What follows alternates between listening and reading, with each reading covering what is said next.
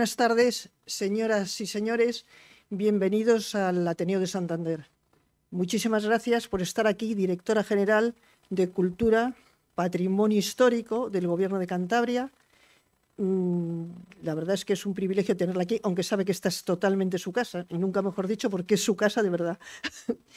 Muchas gracias por estar aquí, toda la gente que nos sigue virtualmente, toda la gente que están presencialmente, que además entendemos perfectamente que el día no acompaña, y gracias a las personas que están en la mesa, Ángel, Mónica, la directora general, Paco Gutiérrez y José María Goñi, pues es la persona que yo hace muchísimos años estaba deseando conocer porque creó la Fundación Arte y Palabra y luego pues ha hecho unos libros con edición propia, que es la editorial Bogman, de carácter educacional para gente, para jóvenes, para no tan jóvenes, luego unos libros pedagógicos maravillosos, y tenía muchísimo interés en conocerle y por dónde, que disculpo la asistencia de Manuel Ángel Castañeda, que se rompe un brazo, y entonces le sustituyo yo, y no hay mal que por bien no venga. Así que, Manuel Ángel, lo siento en el alma, estoy convencida que nos estás siguiendo virtualmente,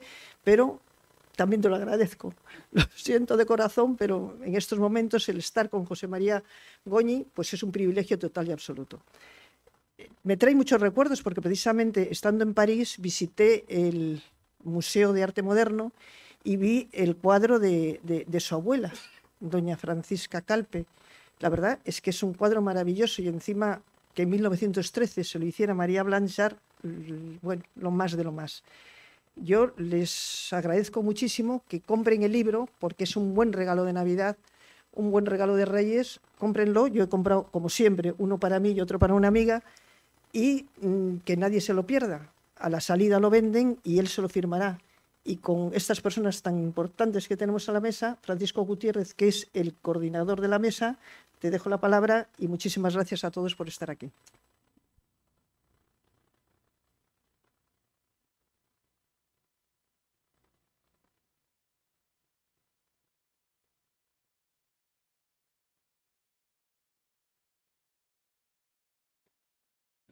Buenas tardes a todos y gracias, lo primero de todo, al Ateneo de Santander por acoger este acto.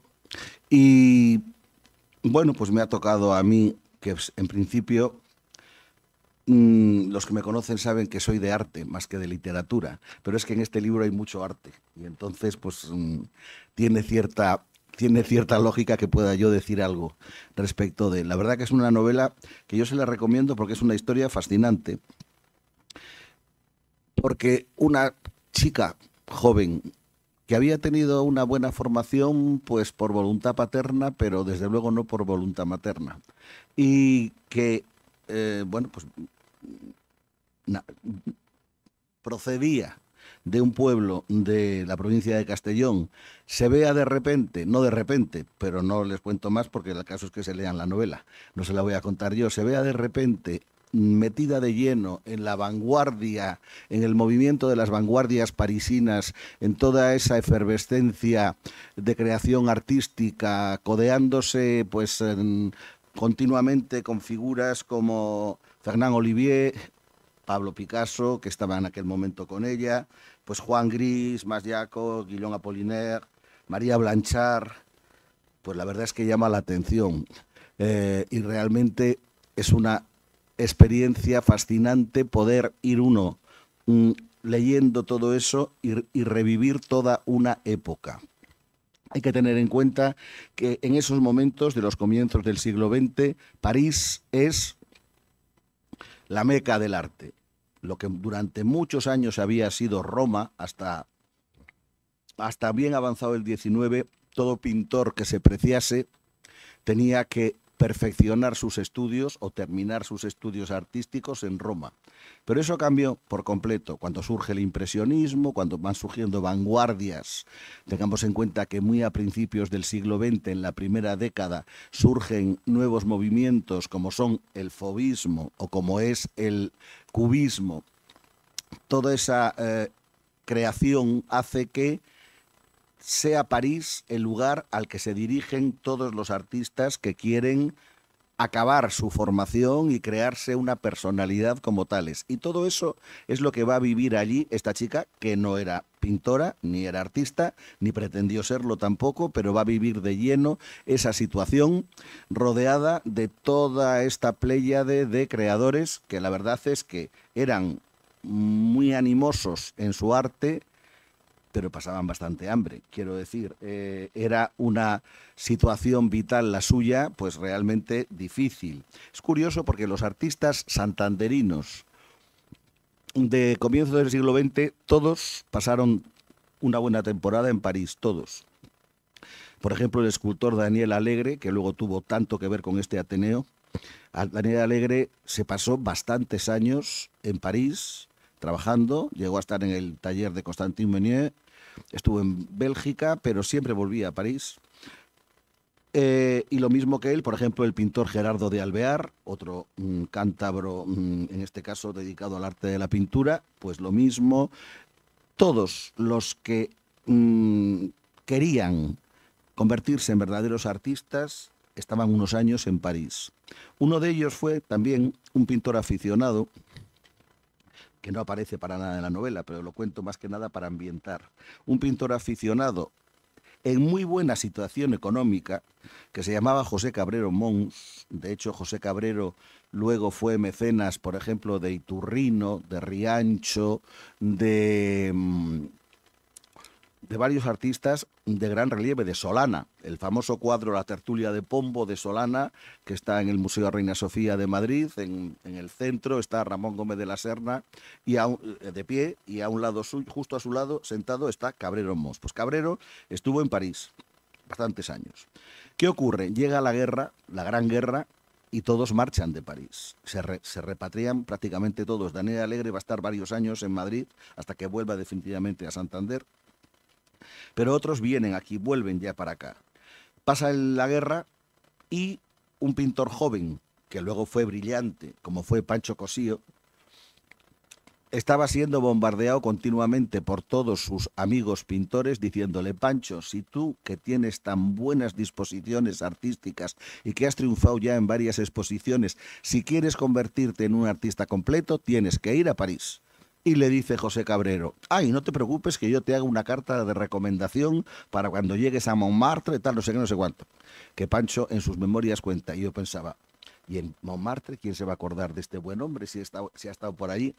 Bueno, pues su sorpresa fue mayúscula, porque cuando llegó a Montmartre y presentó en el hospedaje al que fue la carta de presentación de Cabrero, poco menos que le ponen una alfombra, porque el recuerdo que tenían de Cabrero era magnífico. ¿Por qué? Porque desde Picasso hasta el último de ellos se habían merendado varios años a cuenta de Cabrero, porque realmente ellos pasaban por una situación no muy boyante, casi todos ellos. Bien, pues este cuadro es el que esta mujer va a vivir durante varios años, con grandes dificultades, con grandes problemas, con grandes sufrimientos, también con grandes alegrías, y todo eso queda perfectamente reflejado en la novela. Hay un capítulo en el cual ella pasa un verano en Santander, invitada por María Blanchard, que es la que hizo su retrato, este retrato tan impactante que vemos en la portada de la novela. De modo que Santander también va a aparecer en el libro. Es un momento en el cual Santander está, diríamos, culturalmente hablando, quiero decir, entre dos grandes épocas. Ha acabado la primera gran época santanderina, culturalmente hablando, que fue el último tercio del siglo XIX, con figuras como Amós de Escalante, que muere en 1902, José María de Pereda, que muere en 1906, Marcelino Menéndez Pelayo, que muere en 1912, etcétera, etcétera, etcétera. El mismo Benito Pérez de Galdós, que aunque no era santanderino, hizo de Santander, como él dijo, su segunda patria. También ya para 1917 está prácticamente ciego y deja de venir a Santander. Por lo tanto, cuando ella viene, creo recordar que es en 1915, en el 15, exacto, ha terminado toda una época brillante de la cultura santanderina y se está gestando una nueva, que precisamente empieza a dar sus destellos con la fundación de esta casa, del Ateneo de Santander, que se crea en 1914. Y el Ateneo va a ser en los años siguientes el que va a ir renovando, va a haber un ambiente, una ebullición literaria y artística muy notables. Cuando vuelva Daniel Alegre va a ser uno de los fieles de la casa y va a proteger y amparar los movimientos creadores artísticos renovadores. Es cuando aquí también va a surgir la figura de Gerardo Diego, que promueve nuevas formas de hacer poesía, o por ejemplo un poeta excelente, pero que el pobre casi no tuvo tiempo de ser poeta porque murió en plena juventud, José de Ciria y Escalante. Es decir, todo eso va a ir fructificando hacia 1920, cuando el gran movimiento anterior había terminado más o menos en 1910. Por eso digo que ella llega aquí en un momento intermedio de dos grandes épocas. La trae María Blanchard, que solía venir a veranear a su ciudad, aunque María Blanchard en Santander, digamos, se asfixiaba un poco. Quiero decir, ella realmente donde quería estar era en París, que era su medio natural, digamos, de desarrollo como artista y yo diría casi como persona. Un personaje también, María Blanchard, que forma parte de una familia absolutamente fascinante, tanto de hombres como de mujeres, pero sobre todo de mujeres. Es decir, no es fácil encontrar, no es fácil, no, es imposible encontrar en Cantabria una familia a la cual hayan pertenecido María Blanchard, excelente pintora, su hermana Aurelia, excelente pedagoga, su prima Matilde de la Torre, escritora, política, en fin, de todo un poco, Consuelo Verges, también de la familia. Por lo tanto, es una familia esta de los Gutiérrez, Cueto, Blanchard, que crea, o sea, que da lugar a unas personalidades femeninas que han sobrepasado su época y son conocidas, valoradas y admiradas hoy en día también y sin duda de cara al futuro lo mismo. Precisamente alguien que forma parte de la familia no natural pero política de María Blanchard es Concha Espina, otra gran figura de la literatura montañesa y española. Bueno, y no quiero decir más porque cojo el carrete y me apeo. Simplemente quería no hablar de la novela, porque la novela, estos señores saben mucho más que yo de ella, aunque me la he leído entera y me ha resultado muy, muy entretenida, más que entretenida, muy interesante, que es mucho mejor y más importante que entretenida. Me ha resultado muy interesante. Y yo, ayer se lo comentaba a ellos, soy una persona que tengo una desgracia con las novelas, que me pasa que muchas llego a la página 12 y no me han interesado nada, y entonces no puedo seguir. Es algo que no puedo. Yo, si una novela no me interesa desde el principio, la dejo. Y esta me interesó desde el principio, y es más, va siendo más interesante a medida que va avanzando la narración, porque va contando cosas sumamente interesantes. No iba a decir nada, pero sí quiero citar que hay un capítulo que se desarrolla en Burgos, la ciudad de Burgos, y aparece muy bien retratada la figura de un gran arquitecto español, hoy en día bastante olvidado, injustamente, que es Vicente Lampérez. Y también es una aportación interesante de este libro, la recuperación de esa figura de gran arquitecto muy discutido ya en su época, pero un arquitecto que sin duda es una de las figuras grandes de la arquitectura española de los comienzos del siglo XX. Pues nada, sin decir ya más, le paso la palabra a nuestra presidenta, vamos a decir hoy, de la sesión, que es nuestra directora general de Cultura del Gobierno de Cantabria.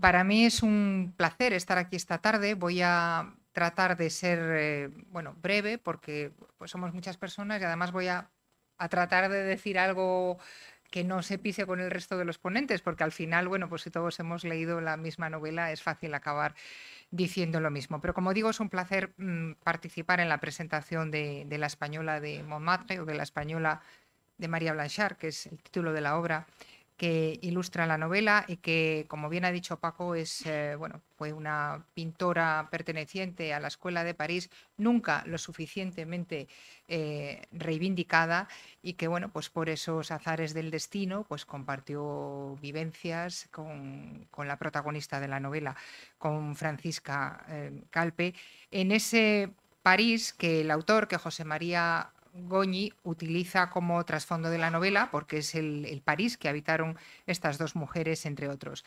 Un París, el París de la Belle Époque, un París fascinante en una época que cambió la ciudad de París y la convirtió en lo que hoy conocemos. Nadie piensa en el París anterior a la Belle Époque. Cuando hablamos de París, siempre pensamos en esta época que supuso desde luego un momento creativo, pues casi, no decir único, pero casi en la historia de la humanidad, ¿no? Se citan allí artistas, músicos, ballets rusos, en fin, un periodo de efervescencia total. Un periodo, desde luego, con sus luces y sus sombras, sin duda, de avances científicos, tecnológicos, artísticos. Es el momento de las vanguardias, pero también de grandes desigualdades sociales. Europa, además, en esos momentos pues, hay un imperialismo rampante y acaba, como saben todos ustedes, ese sueño acaba abruptamente con el inicio de la Primera Guerra Mundial.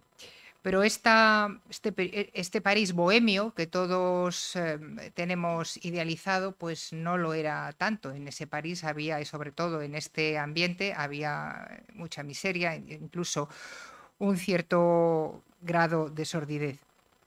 La vida de Francisca Calpe, de la abuela de José María, está lógicamente novelada. Hay una parte de ficción, pudo haber ocurrido así o muy parecida, pero eso no es lo importante. A mí me ha interesado también mucho la parte humana, porque, como bien ha dicho Paco, se trata de una mujer que nace en un pueblo de Castellón, que tiene, bueno, acceso a una cultura que no era frecuente para una joven de su época. Evidentemente ella tiene también una curiosidad intelectual y en un momento dado pues se atreve a dar el paso de romper con las convenciones imperantes en su época. Y cuando uno transgrede las normas, cuando uno realiza acciones transgresoras, pues al final suele pagar un precio por ello. Y en el caso de las mujeres y en la época en la que estamos hablando, ese precio es más alto, porque también Picasso fue un transgresor, pero no pagó el mismo precio. Además, al final hay que tomar decisiones que implican un sacrificio, que tampoco es ahora mismo una palabra de moda. Por eso, al leer la novela, desde ya bien adentrado el siglo XXI, y supongo que si es una persona joven todavía lo notará mucho más, se produce un cierto choque, porque estamos acostumbrados a que nos digan que lo importante hoy en día es la felicidad y que todos tenemos como primer objetivo en la vida perseguir la felicidad y que tenemos que ser felices a costa de lo que sea. Y leyendo la novela te das cuenta que eso no es así, que a veces hay que tomar decisiones y hay que sacrificar la propia felicidad por otros motivos, por el deber, por la familia, por los hijos, que producen, si no la felicidad, al menos un cierto bienestar de saber pues, que se ha hecho lo que se cree correcto.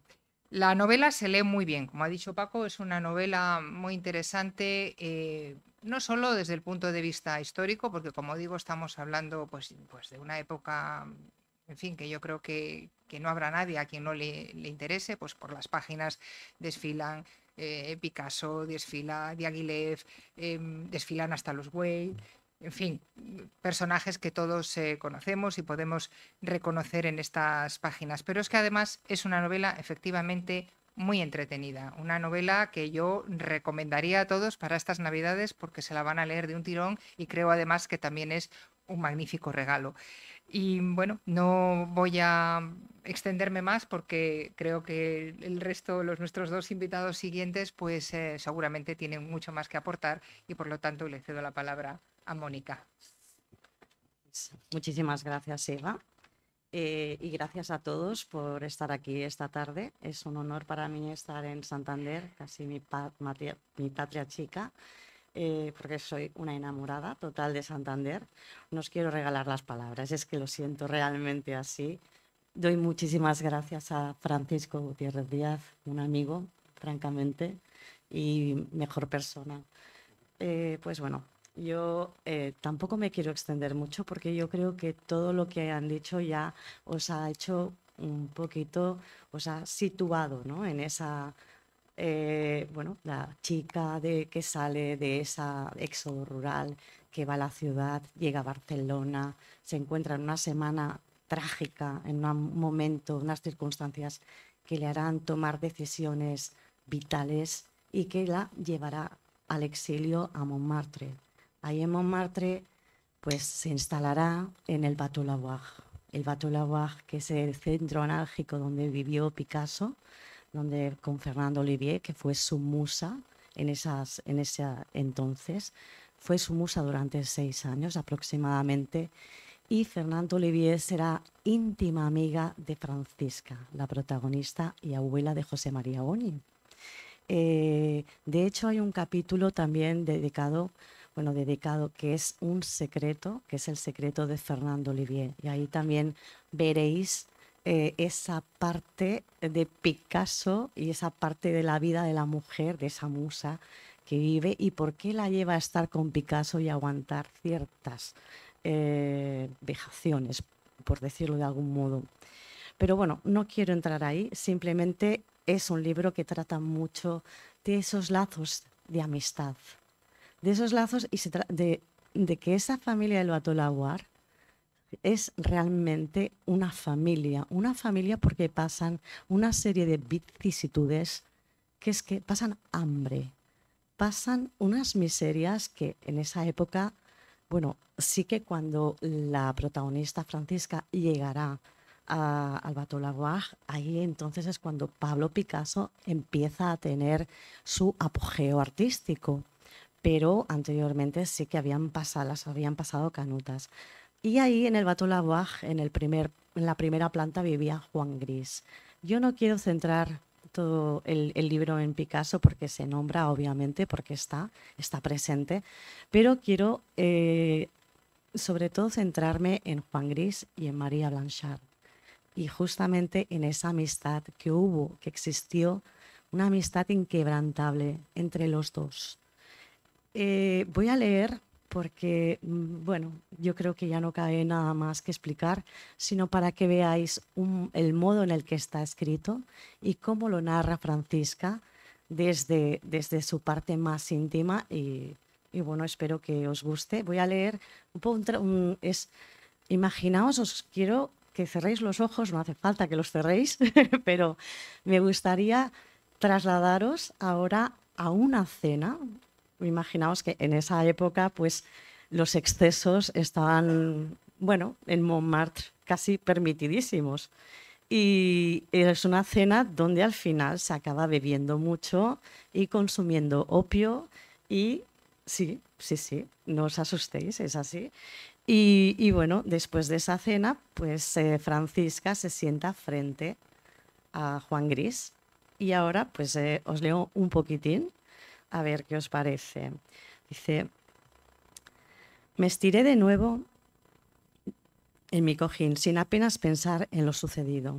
Frente a mí estaba Juan Gris. Lo observaba entre la niebla de mi mente, ajena a lo que sucedía a mi alrededor. ¿Quién era ese hombre tan misterioso? De él solo sabía escasas pinceladas de Carlos y Lucy, que Lucy me había explicado. De tez morena y pelo castaño, Juan iba vestido con una elegancia austera. Tras su tímida sonrisa se evidenciaba un hondo pesar. José Victoriano Pérez era su verdadero nombre, aunque a su llegada a París decidió cambiarlo por el de Juan Gris. ¿Por qué ese hombre? Juan era un nombre común. Podría ser perfectamente el nombre de alguno de sus abuelos, de su padre, o alguno de sus 13 hermanos, a saber. Pero ¿por qué escogió hacerse llamar Gris? Entonces, ¿acaso se definía como una persona triste, cuya existencia carecía de sentido u objetivo? ¿O quizás se refería al gris, al dolor de su pecho, por su complexión daba la sensación de tener una salud de hierro. Sin embargo, padecía una especie de asma crónico que lo sumergía en severas crisis de ahogo, de las que solía decir: un pecho cuadrado quiere ponerse sobre mi pecho redondo. De ahí un poco el cubismo también. Y esto es una parte cómo define Francisca a ese artista, que sí que tenemos esa visión como más académica, pero lo define pues como persona. Y aquí hay paso un poquito y la opinión de Francisca sobre Juan Gris, al que también quería muchísimo. Posiblemente, de no haber sido por su caos existencial, Juan Gris hubiera conseguido el éxito a la par que Picasso. Pero como solía decir él, palabras textuales de Juan Gris: después de todo, la pintura ha de ser tal como uno es. Esto es es la parte de Juan Gris. Ahora aquí me vengo a Santander, y Francisca, junto con Carlos Túrrez, que es su gran amor, el amor de su vida, están aquí y están paseando por las calles de Santander que se describen, y bueno, hay un diálogo, pero yo me cojo un trocito de ese diálogo. Esto es breve.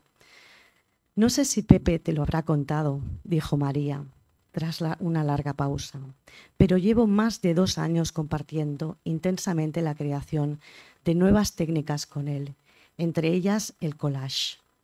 Nuestra pasión y vocación por la pintura ha trazado un lazo inquebrantable entre nosotros.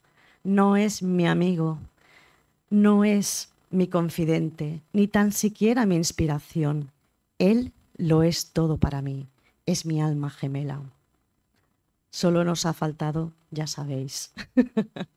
Y aquí acabo. Y por último, me voy al final, porque al final del libro sí que tiene un final, obviamente, que no os voy a explicar, pero sí que al final pues, se describe un poquito cómo se sucedió las vidas a partir de ese final de los personajes que aparecen. Y aquí dice: María nunca más regresó a España. Pasó el resto de sus vidas pintando de sol a sol. Consiguió exponer con los grandes artistas en Venecia y Bruselas, pero nunca vio premiada su obra como es debido. La muerte de su gran amigo Juan Gris la llevó a una época de tristeza que debilitó su salud y su estado de ánimo, acrecentando cada día más su fe en Dios, hasta el punto de querer ingresar en el convento de las Ursulinas de París. Y sigue. Y aquí lo dejo. Os invito a que lo leáis, porque este libro es una montaña rusa de sensaciones, y vais a vivir, bueno, pues una vida apasionante. Realmente una mujer que es adelantada a su época. Y bueno, pues aquí voy a ceder la palabra ahora a José María Goñi, que es el autor del libro. Y bueno, os animo a que compréis el libro y a que estas Navidades vibréis con él. Gracias. Bueno, antes que nada, quizás os habrá sorprendido que María Blanchard hable de Pepe. Porque María Blanchard, en su relación con Juan Gris, no le decía Juan, la llamaba Pepe. Por eso, en un momento dado, si no lo explicamos... Bueno, por eso he dicho que, que está escrito. En el diálogo sí que inicialmente dice: ¡ay, mi Pepe! Lo que tenía dice, ¡ay, mi Pepe! Debía abreviar y claro. Se refiere a Juan. Bueno, pues nada, muchas gracias a todos y a todas por estar hoy aquí entre nosotros en el Ateneo de Santander, un lugar emblemático y de referencia del mundo de la cultura y de la literatura en Cantabria, para la presentación de La Española de Montmartre. También quiero agradecer, como no puede ser de otra manera, al Gobierno cántabro y a Eva su presencia aquí y su apoyo. Muchas gracias.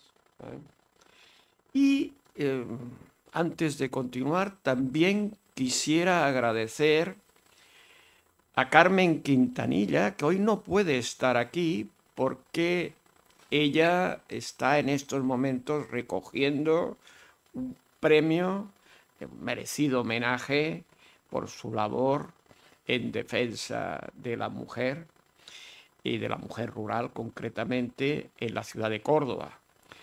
Pero en teoría estaba previsto que viniera. Me ha dicho que sobre todo que os diga que ella está aquí, que el libro le ha encantado y que Santander ella la lleva en el alma. Dicho esto, me gustaría comenzar mi intervención incidiendo en los motivos por los cuales a principios del siglo XX se instala en París una numerosa colonia de jóvenes y talentosos artistas españoles. Unos eran pintores, otros eran escultores, pero también había ilustradores, músicos, escritores, poetas y había hasta grabadores. Algunos de ellos se instalan en París por motivos culturales. Y es que la Exposición Universal de 1900, con más de 50 millones de visitantes, poca broma, 50 millones de visitantes y 83.000 expositores, sitúa a París en el epicentro de la modernidad y de los nuevos avances científicos, tecnológicos, económicos y sociales, que a la sazón serán determinantes en los nuevos lenguajes artísticos y no solo en las artes plásticas, sino también en la literatura, la música, la danza, el teatro y el arte en general. Otros lo hacen por motivos económicos, como es el caso de María Blanchard, que al igual de otros muchos artistas españoles, se acerca a París no solamente para completar su formación, sino también para exponer en los salones parisinos, vender sus obras y tratar de establecer relaciones comerciales con los marchantes, porque eso en España en aquellos momentos era muy difícil. Y para una mujer, mucho más. Y algunos más lo hacen por razones políticas, como es el caso de Juan Gris, que se refugia en París huyendo del servicio militar obligatorio, y en el caso de Nos Ocupa, de Francisca Calpe, Salvador, y de Carlos Túrrez. Esta última, protagonista de la novela La Española de Montmartre, a la que en 1913, como hemos dicho antes, Marie Blanchard inmortaliza en un espléndido retrato que hoy en día se expone en el Museo de Arte Moderno de la Vila de París. De verdad vale la pena hacer un viajecito a París nada más que para verlo, y que ha servido para ilustrar la portada de la novela. Pero, ¿quién era Francisca? ¿Por qué la llamaban la Española? ¿Qué relación tenía con María Blanchard? Bueno, pues todo ello y muchas cosas más lo descubriréis en La Española de Montmartre, una obra literaria impactante. Y lo es porque, además de reivindicar nombres como los de Francisco Ferrer y Guardia, o Joan Amade, o Fernand de Olivier, o María Blanchard, Isabel Güell, y escenarios maravillosos como el pueblo de Espolla y la ruta del exilio, la vila de Ceret, el barrio de Montmartre y la ciudad de Santander, noveliza la vida secreta, ciertamente excitante, de un personaje real que ya en su adolescencia se rebeló contra los convencionalismos que pesaban sobre la mujer, que más tarde participaría de la explosiva vida cultural del París de las 2 primeras décadas del siglo XX.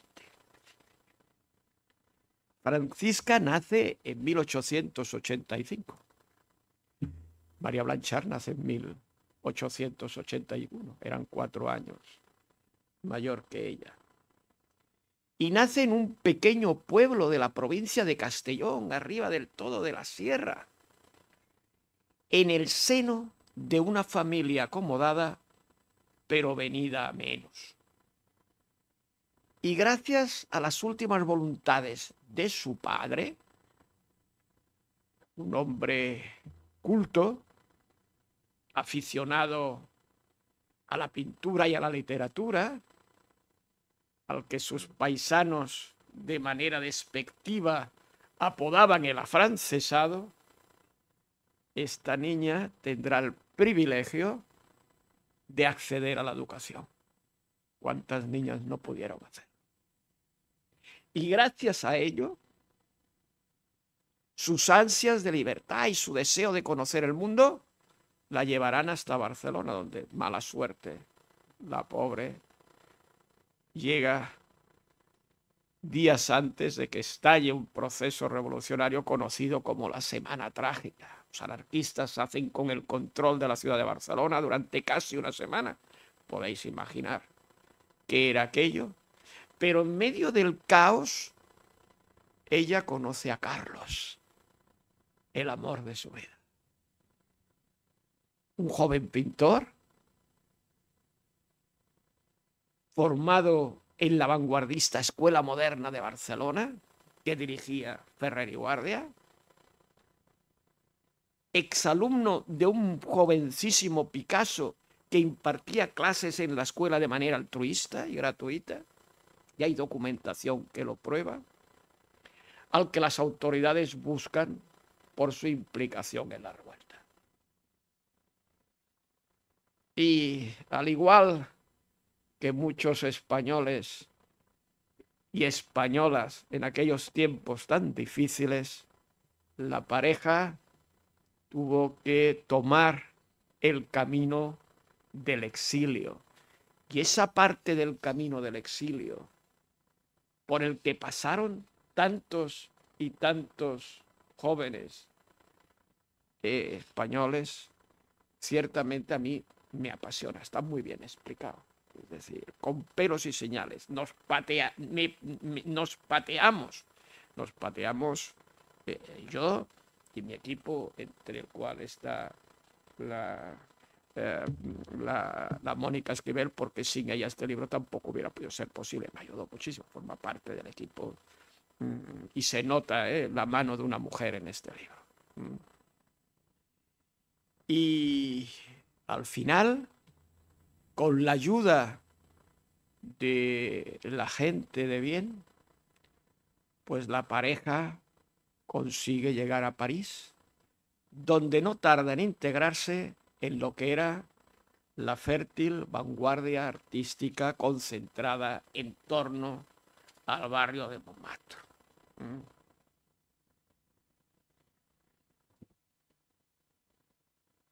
A las pocas semanas de su llegada, Andrés Salmón les cede su antiguo apartamento en el Bateau Lavoir.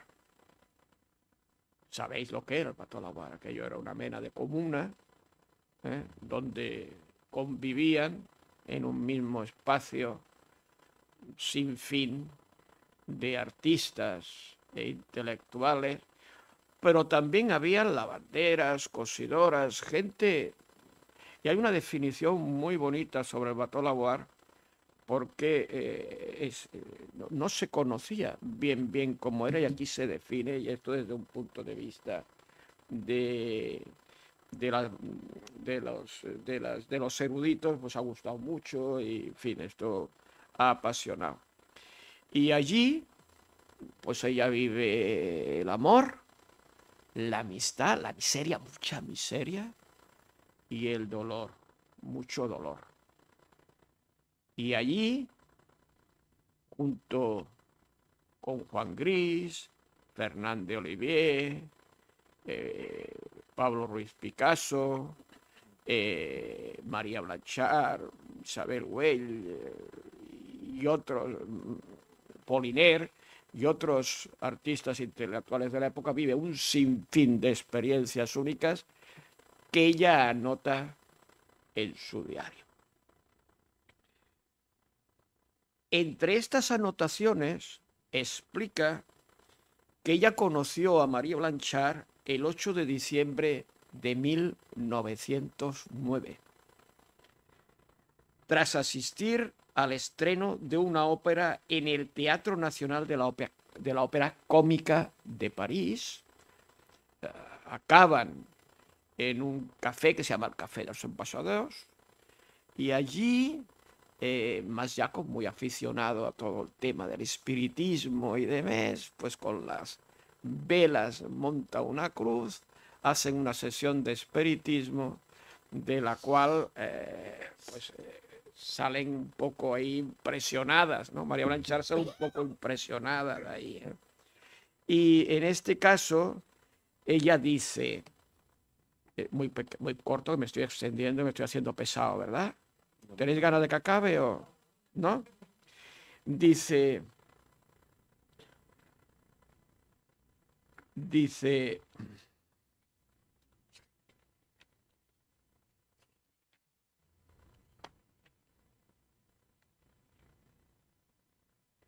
a mi derecha se sentó una elegante mujer de rasgos poco llamativos, aunque con una mirada tan penetrante que parecía adivinar mis pensamientos. A mi izquierda, una muchacha joven que al hablar acompañaba sus palabras con un grácil movimiento de manos que parecían flotar en el aire. Esa era María Blanchard. Después de la sesión, Clotilde Narcís, la compañera de Aristide Maillol, le dice: las has impresionado mucho. Una es la marquesa de Castelldorríos, que es la bisabuela de Agatha Ruiz de la Prada, una compositora amiga de Deodat de Severat, y la otra, una joven y prometedora pintora a la que Aristide y yo admiramos mucho. Me volví a fijar en esta última. Sus ojos negros reflejaban inteligencia. Era contrahecha. Tenía la columna vertebral desviada y una joroba en la espalda. Sin embargo, sus manos finas y delicadas eran las más hermosas que yo había visto nunca. Ese es en el momento de conocerla, ¿eh? Pero hay más, hay cosas muy interesantes a lo largo de la novela. ¿Cómo es posible que una lavandera se relacionara con María Blanchard, con Isabel Güell, que era una marquesa, hija mayor del conde Güell, y con personas como Clotilde Narcís? Esas cuatro mujeres que hacen una piña entre ellas se unen en una gran amistad. Pues eso es debido al destino, las casualidades del destino. El 21 de enero de 1910, pocas semanas después de este primer encuentro, París sufre una inundación.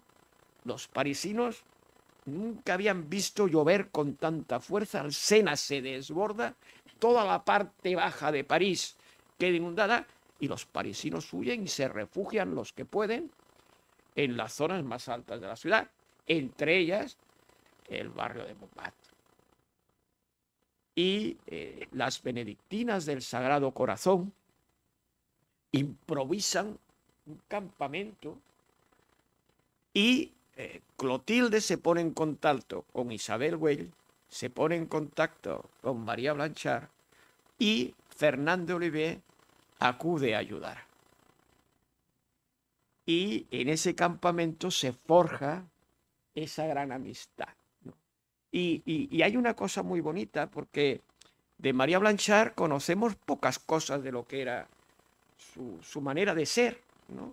Bueno, sabemos pues que que la naturaleza no había sido muy dura con ella, pero sabíamos muchas cosas más. Y mirad lo que deja anotado Francisca. En vista de la situación, Clotilde logró ponerse en contacto con María Blanchard e Isabel Güell, a la que la inundación había sorprendido en un hotel de París. Estas acudieron tan pronto como pudieron a la iglesia de Saint-Pierre. Desde allí, con la ayuda de las benedictinas de Montmartre, se organizaron para asistir a los afectados. Tanto Lucie Belin, la compañera por aquel entonces de Juan Gris, como yo, nos ofrecimos a colaborar con ellas.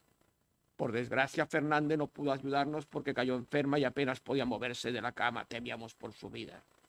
María, pese a sus dificultades físicas, se ocupó de los niños y de las embarazadas. Era conmovedor verla remover la olla de chocolate caliente y repartirlo entre los más pequeños. Consiguió pinceles, pintura y un enorme rollo de papel para atenderlos. Isabel, por su parte, demostró tener una gran capacidad organizativa y en pocas horas puso en marcha un campamento improvisado. Es decir, esas 4 mujeres, a partir de ahí, se relacionan con una amistad que, bueno, no os explico más cosas porque al final no me compráis ninguna novela, simplemente escucharéis la cinta y dirás, con esto tenemos bastante, ¿eh? En todo caso, deciros que esta es una historia de película, es una historia real, pero es una historia de película, que debido a los convencionalismos de en una época no tan lejana, fue considerada indecorosa y conveniente de ocultar, y que ahora los nietos de mi abuela Francisca hemos decidido desenterrar y dar a conocer, no solamente en un homenaje a ella, sino también a todas estas mujeres que tuvieron que pagar un precio tremendo por poder arañar un poco de libertad. Y yo ahora voy a pedir un aplauso para mí. Yo quiero un aplauso para todas ellas, para todas ellas.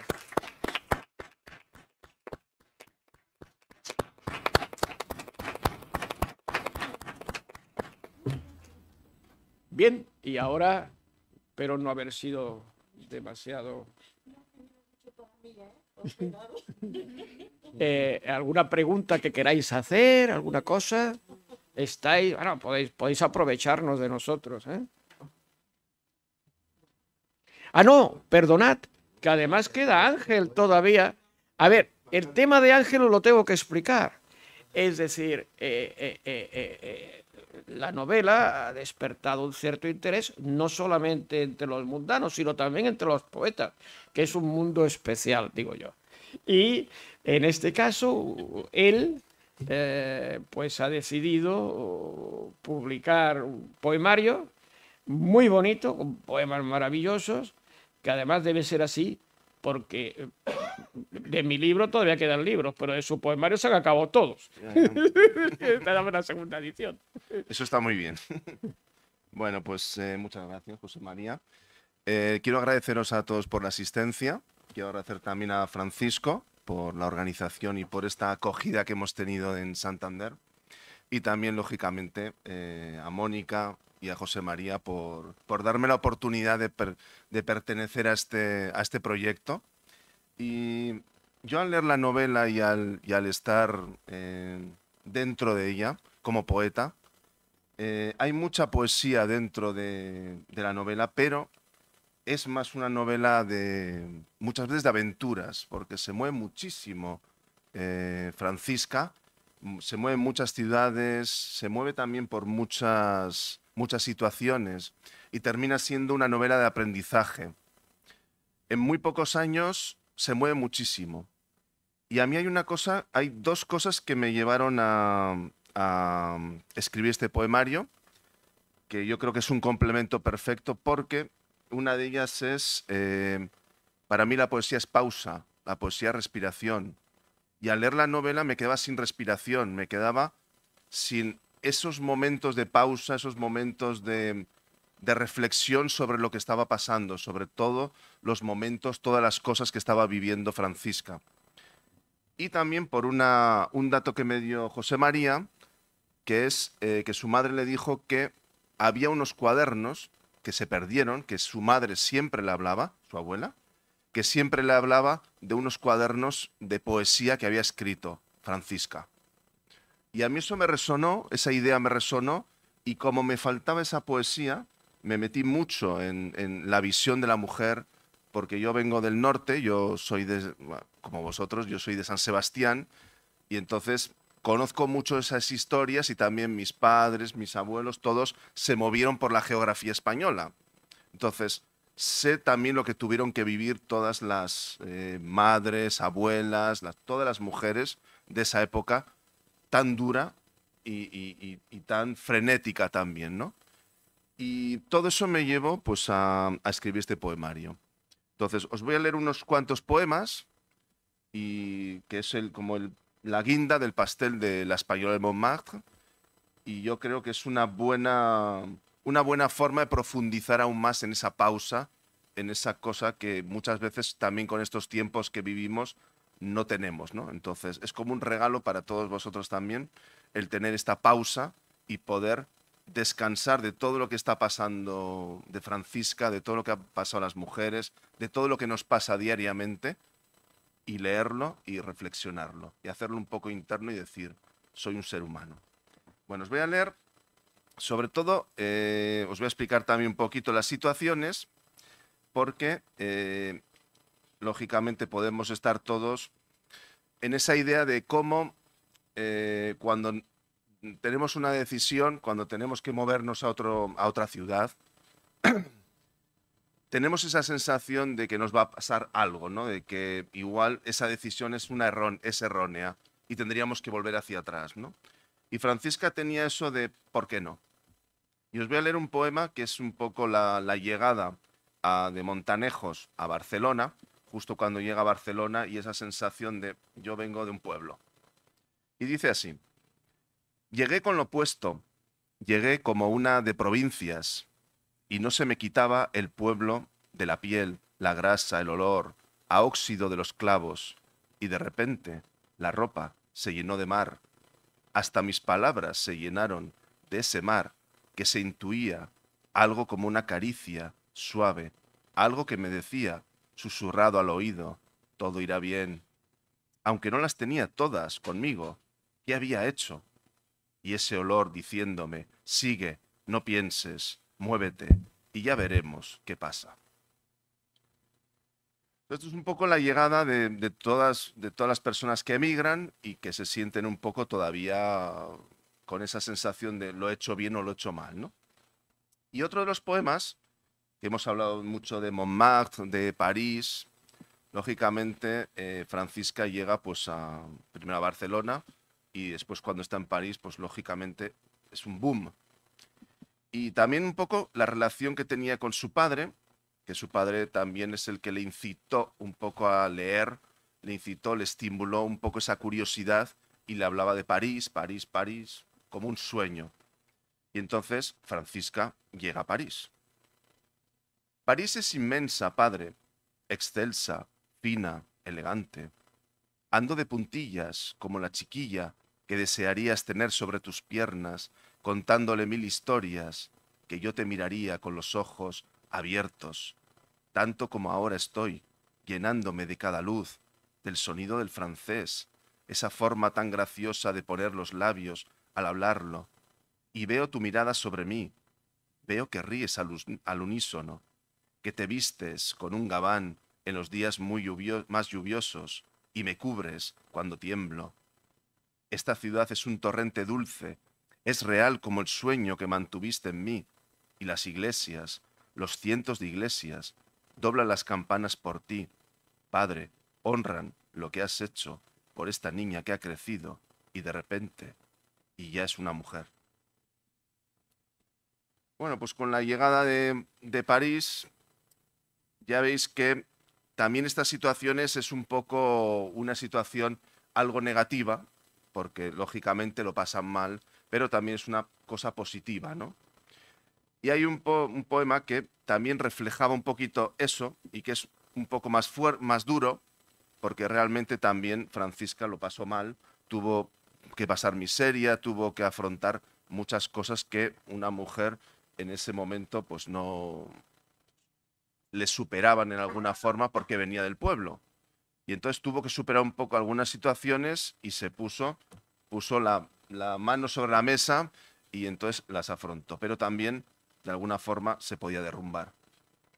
Suavemente, delicadamente, como una hoja que cae vencida por el peso de las gotas de lluvia, así me derrumbé, loba empapada en una noche infinita, perdiendo la voz, luchando por deshacerme del barro, casi a punto de quemar las naves, de volver y claudicar, pero la lluvia sin piedad me devolvía la mirada de una niña, una muñeca de trapo deshilachada, sin aire, y me levantaba del suelo quebrada, uniendo los fragmentos de cielo que se habían roto. Lógicamente, es duro también, ¿no? Pero para terminar, voy a leer otro poema, que es la determinación de Francisca ante todas estas situaciones que tenía pues, que luchar, ¿no? Porque realmente ahora hacemos un viaje a París y es todo muy bonito, ¿no? Y igual el único problema que tenemos es que nos pierde las maletas. Lógicamente, estas personas llegaban y no tenían que ganarse la vida como nosotros trabajando de camareros o trabajando. Es que no había trabajo, no había dinero, no había nada, no había pisos, no había nada. Pero también tenía, como digo, para terminar, esa idea de tener un poquito más lo roto. Ahora vamos a ver que también tenía esa determinación. Es decir, vale, muy bien, pero vamos para adelante.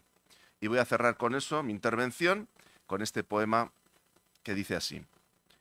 Cada cosa que hago, soy entrañas.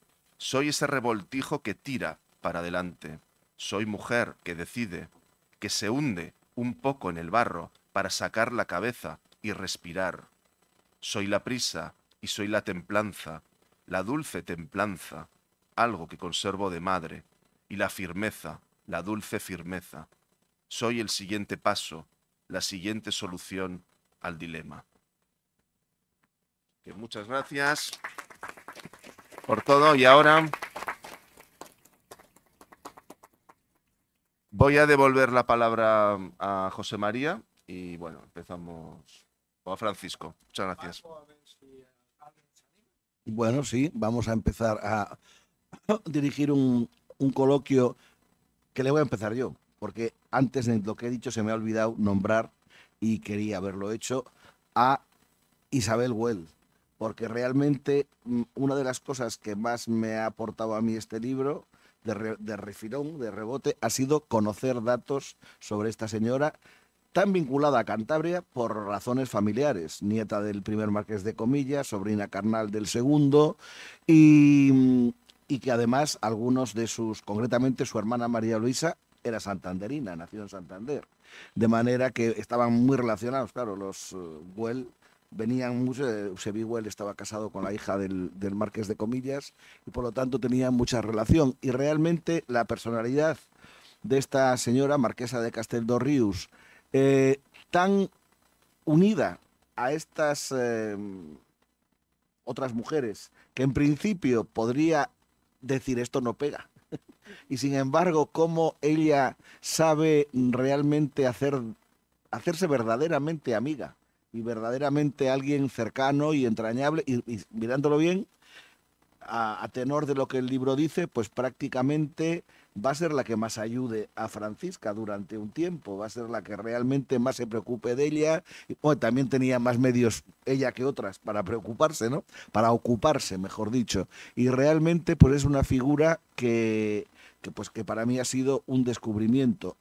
Hay que decir que esta novela es una novela de mujeres, quiero decir.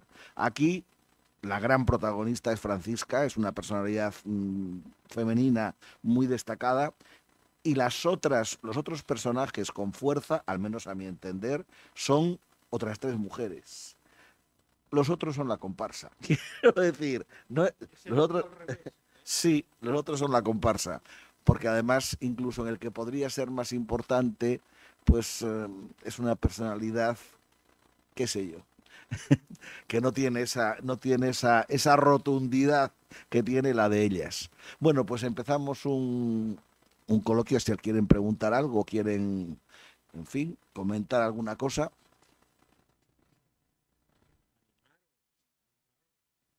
Es que no han leído el libro todavía.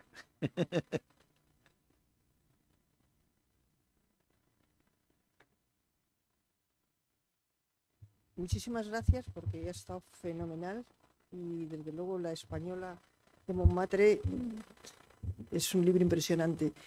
Pero a mí me interesa muchísimo la vida de tu madre, es decir, cómo pudo estar callada durante tanto tiempo y cómo al cumplir los 90 años sois capaces, tu hermano y tú, de irla entresacando, porque eso tiene que ser un dolor horroroso. Y cómo va a visitar a su hermana a la tumba, a París, y cómo se enfrenta con el cuadro de su madre. O sea, me parece una historia impresionante. Así que, por favor, si me lo aclaras un poco.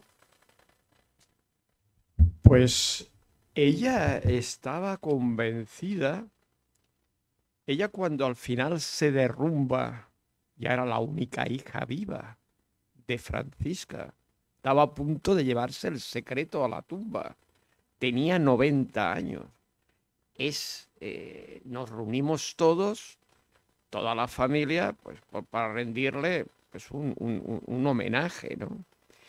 Y ella allí aguanta y aguanta hasta el final. Y ya cuando mi hermano y yo quedamos solos con ella es cuando se derrumba. Y entonces es cuando comienza a explicar la historia. La historia comienza a explicarla poco a poco. Cada día, durante los 4 años y medio que padre y madre estuvieron viviendo en nuestra casa, era un ritual. Les dábamos de cenar, los llevábamos a la habitación, yo les ayudaba a desnudarse, les ponía el pijama, mi padre le ponía una mantita eléctrica porque tenía para que entrara con la cama caliente. Y entonces ese era el momento donde le iba arrancando poco a poco la historia a mi madre y a mi padre, porque mi padre también estaba al tanto de la historia.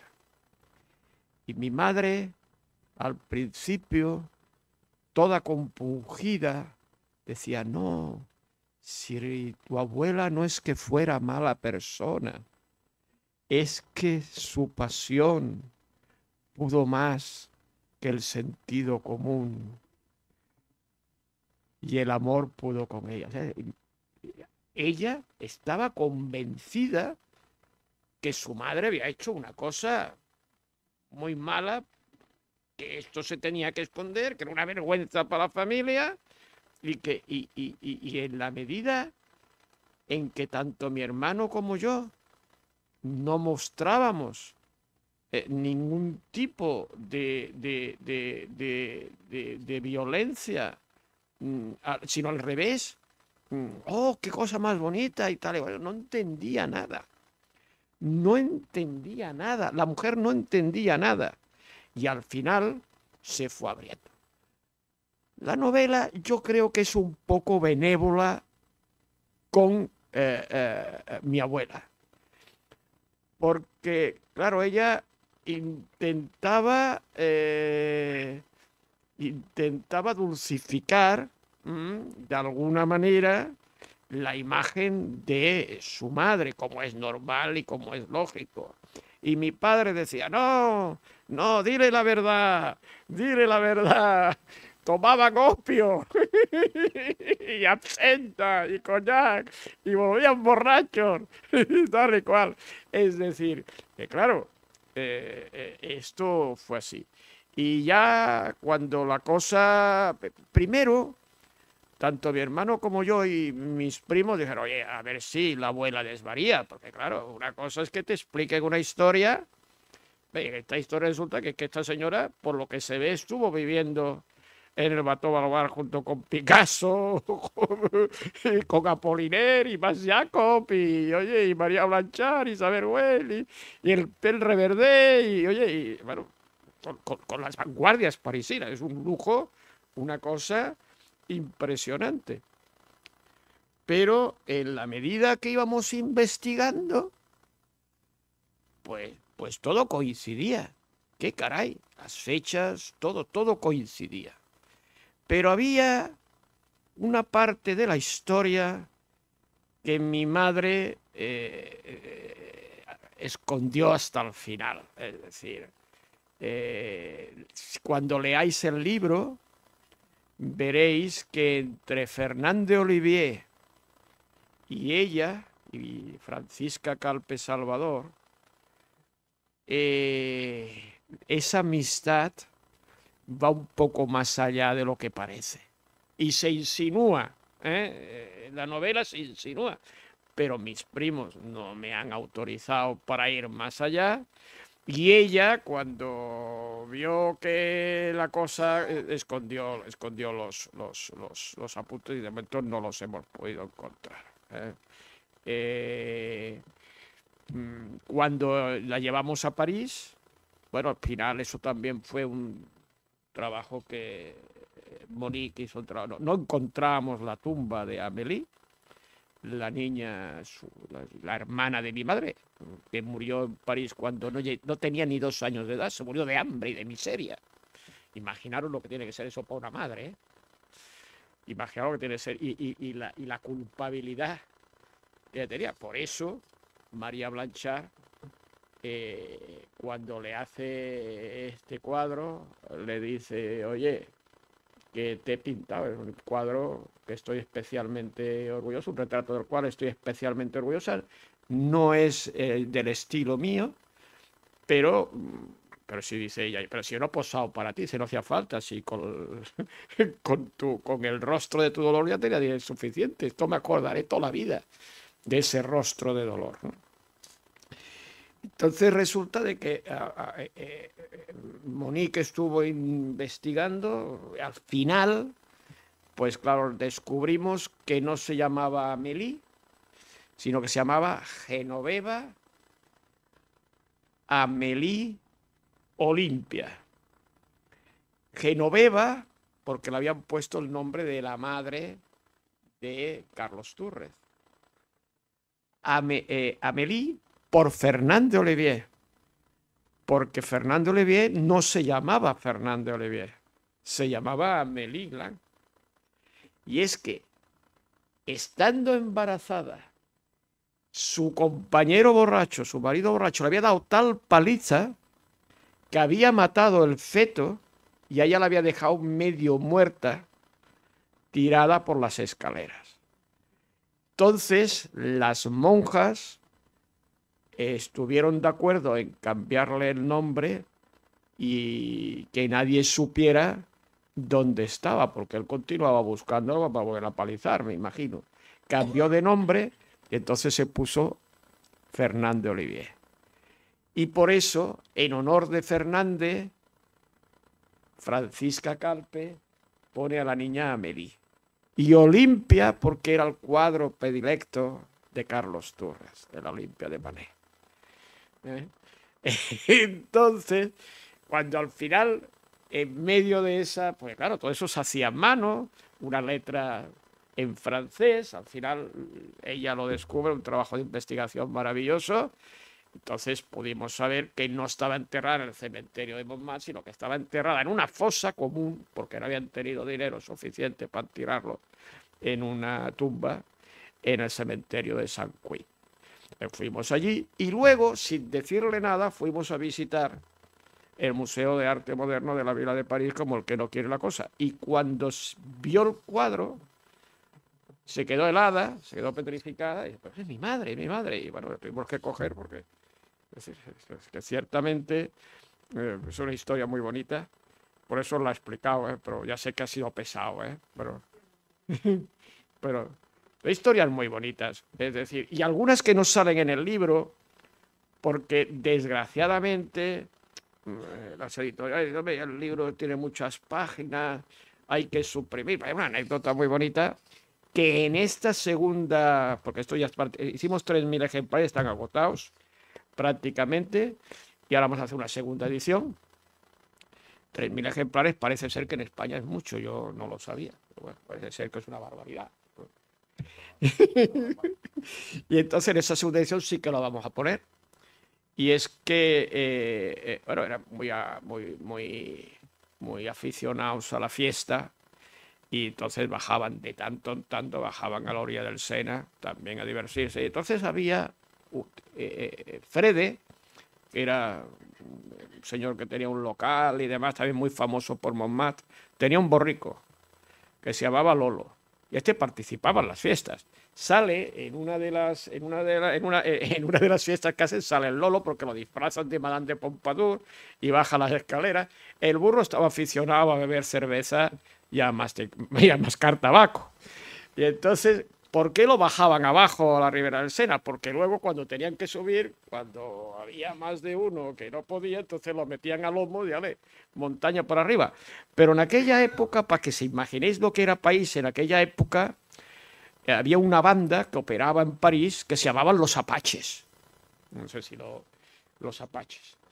Y los Apaches tenían su centro, su guarida en el barrio de Montmartre, porque el barrio de Montmartre por la noche aquí, aquello era, bueno, Sodoma y Gomorra, y no entraba ni Dios, ni las autoridades, ni nada, ¿no?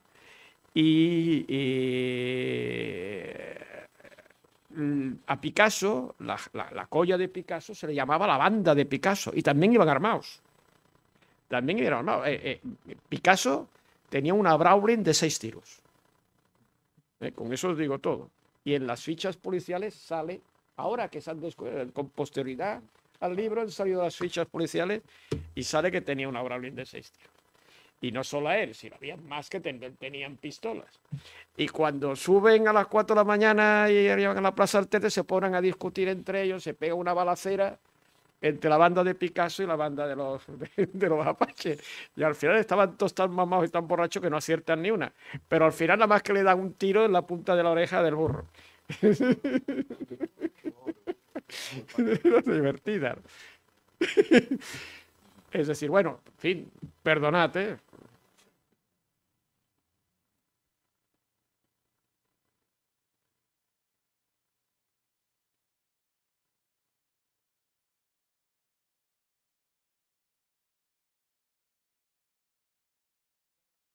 también divertidas, era que Picasso era era, como diría, tenía mucho miedo de que si le cortaban el pelo o le cortaran las uñas, era muy supersticioso. Si le cortaban el pelo, le cortaban las uñas y alguien se quedaba con las uñas o con su pelo, le podían robar su genio. Y entonces Fernando Olivier se quejaba de que la obligaba y le obligaba a quemar luego todos los pelos y todas las uñas. Una cosa muy divertida. Y hay un museo que yo recomiendo de ver, que está en Buitrago de Lozoya, muy cerca de Madrid, en la sierra, que es acabada la Segunda Guerra Mundial, Picasso se va a vivir, no me acuerdo a qué pueblo es, de Francia, y allí hace amistad con el barbero. Y ese será su barbero para toda la vida. Y el barbero comenta esto, comenta que Picasso era muy supersticioso, nada más se dejaba cortar las uñas de los pelos, los pelos y las uñas de las manos y de los pies, por él, por nadie más. Y Picasso hace donación a este hombre poco a poco a lo largo de los años de piezas, y allí se exponen porque él nace en Buitrago de Lozoya y hay piezas maravillosas. Yo lo recomiendo. Es un museo que pasa desapercibido y vale la pena ir, de verdad, vale la pena ir.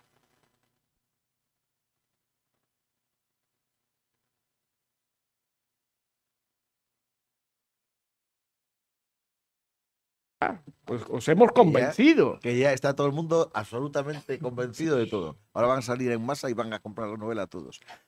Bueno, pues muchas gracias por la asistencia. Nuevamente, muchas gracias al Ateneo. Y sencillamente, bueno, dar las gracias a todos vosotros por haber venido hasta Santander, haber hecho la presentación del libro y demás. Y, bueno, pues esperar con ganas la segunda edición aumentada, para poder leer otras cosas nuevas que todavía en esta primera se han quedado en el tintero. Pero nada más que me queda decir que desde el Ateneo me han sugerido la posibilidad de que tú presentes este poemario aquí y que les haría mucha ilusión, por lo tanto... Gracias por eso. Así que una maravilla.